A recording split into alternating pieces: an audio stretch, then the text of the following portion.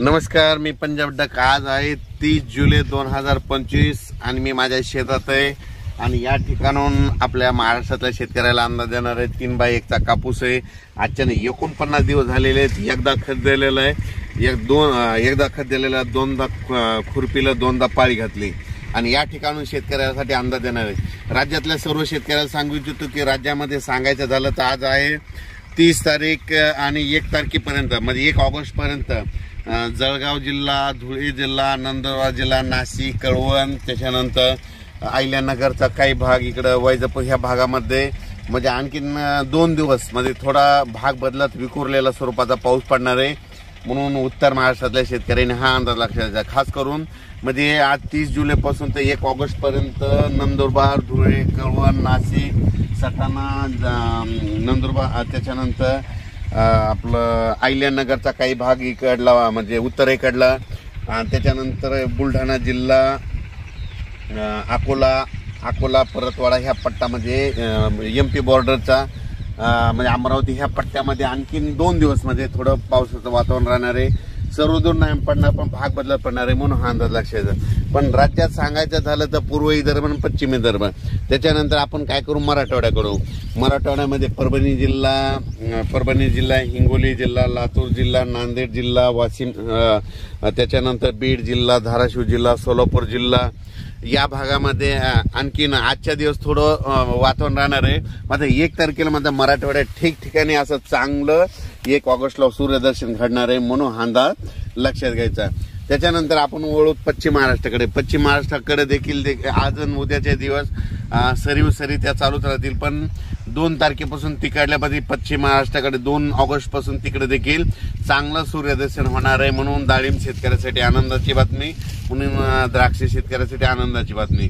त्याच्यानंतर काय करायचं, आपण पूर्व आणि पश्चिम विदर्भ 6-5-11 जिल्ह्यामध्ये म्हणजे वर्धा, नागपूर, भंडारा, गोंदिया, चंद्रपूर, त्याच्यानंतर अकोला, यवतमाळ, बुलढाणा, अमरावती या भागामध्ये पूर्व आणि पश्चिम म्हणजे 6-5-11 जिल्ह्यामध्ये तिकडं आणखीन 1 तारखेपर्यंत थोडं ढगाळ वातावरण आणि तुरळक ठिकाणी पाऊस देखील असणार आहे। पण 2 तारखेला मात्र चांगलं असं सूर्यदर्शन होणार आहे। 2 तारखेपासून ते 8 ऑगस्ट पर्यंत चांगलं सूर्यदर्शन घडणार आहे, म्हणून तुम्ही ती शेतीची कामे आटपा। त्याच्यानंतर कोकण मध्ये सांगायचं झालं तर सांगली, कोल्हापूर, सोलापूर, पुणे हे कोकण पट्टीचा पाऊस मात्र त्या सरी मात्र 10 मिनिटाच्या 5 मिनिटाच्या कोकणातल्या सरी चालू राहतील, म्हणून हे लक्षात घ्या। त्याच्यानंतर कर्नाटकमध्ये बेळगाव, निपाणी त्या भागात देखील म्हणजे सरी थोड्याफार येणार आहेत, म्हणून कर्नाटकच्या शेतकऱ्यांनी हे देखील अंदाज घ्यायचा। पण राज्यात परत तुम्हाला सांगू इच्छितो की आता परत 1 ऑगस्ट पासून ते 8 ऑगस्ट पर्यंत काय होणार आहे, चांगलं सूर्यदर्शन होणार आहे, पावसाचा जोर कमी होणार आहे। मग पाऊस नंतर राज्यात कधी येणं, शेतकऱ्याने कधी कामं करून घेतली तर शेतकऱ्याला सांगू इच्छितो की तुम्ही काय करा, 8 ऑगस्ट पर्यंत तुम्ही शेतीची कामे करा। पण 8 ऑगस्टला तुम्हाला सांगतो की पाऊस कोणत्या प्रकारे कोणत्या भागात येणार आहे। 8 ऑगस्टला तुम्हाला सांगतो कर्नाटकमध्ये बेळगाव जिल्हा, त्याच्यानंतर निपाणी तालुका, त्याच्यानंतर कोल्हापूर, सोलापूर, सातारा, त्याच्यानंतर पुणे, त्याच्यानंतर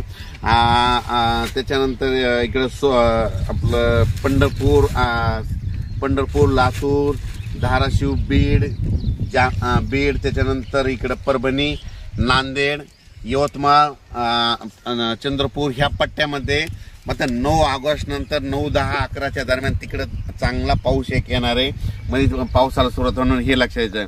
त्याच्यानंतर तो पाऊस परत काय होईल, वाढत देखील जाणार आहे, मग अंदाज लक्षात घ्या, त्याचा आपण नंतर अंदाज घेऊ।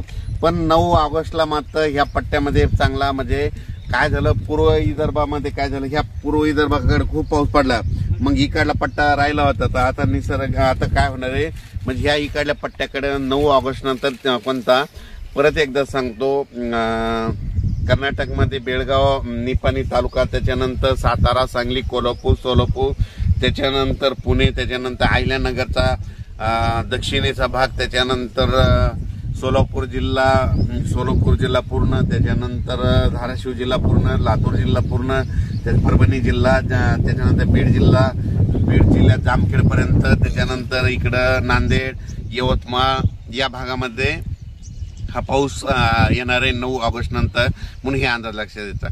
अचानक वातावरण बदल झाला तर लगेच एक मेसेज दिला जाईल. पण राज्यात मात्र 1 तारखेपर्यंत थोडा विखुरलेल्या स्वरूपात पाऊस येणार आहे. म्हणजे एकदम असा मोठा पडणार नाही. अर्ध्या तासाचा, 1 घंट्याचा, म्हणजे 20 मिनिटाचा, 5 मिनिटाच्या अशा सरी मात्र आणखीन 2 दिवस वातावरण राहणार आहे. जालना जिल्ह्यात देखील आज देखील बऱ्याच ठिकाणी थोडा विखुरलेल्या स्वरूपाचा पाऊस पडणार आहे. संभाजीनगरकडे विखुरलेल्या स्वरूपाचा पाऊस पडणार आहे. अहिल्यानगरकडे विखुरलेल्या स्वरूपाचा आणखीन 1 ऑगस्ट पर्यंत पाऊस पडणार आहे.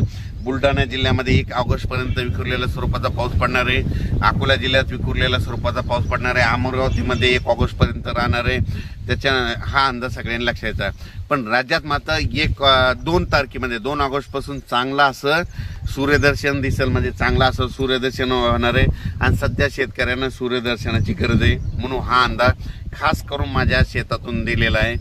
परत उद्या एक अंदाज दिलेला जाईल. अचानक वातावरणात बदल